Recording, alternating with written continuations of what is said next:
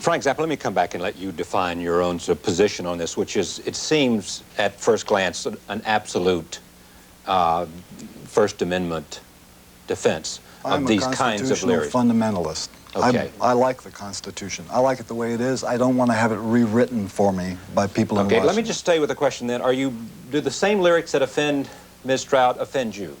No, whether you want them banned or not? No, the lyrics don't offend me. The way the material is presented and the idea behind the material offends me. The crassness of the business offends me.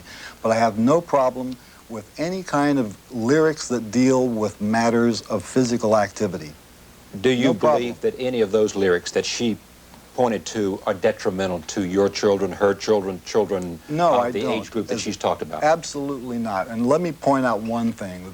This could be a really great publicity stunt, and I'm sure the media eats it up, because you get to have a term, porno rock. It sounds terrific. You're going to get a lot of mileage out of it.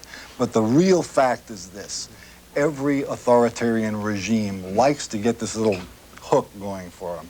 You tell people sex equals sin. And now I'm going to save you from sex.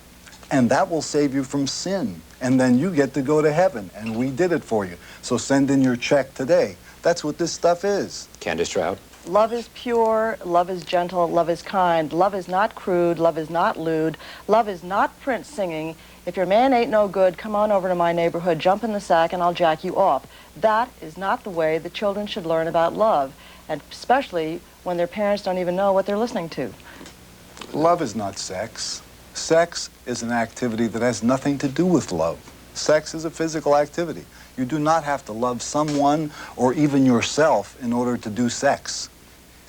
Love and sex implies responsibility, implies commitment, and implies consequence. And today, when we have the highest teenage pregnancy rate in the world, and 50% of all teenagers losing their virginity by the time they're 18, there is something going on in the country that is wrong. And whether or not it's coming from rock music or movies or the advertising that they're seeing, it's coming from a number of factors in our society, and I'm convinced that rock music is one of them. We will be back. Our debaters, Frank Zappa and Candy Stroud. The question has to do with rock music lyrics. Should they be banned? Should there be some legislative reform? Or should the rock industry simply accept the First Amendment and have its performers provide the audience whatever they are responding to? We'll be back as Nightmatch continues. Stay with us.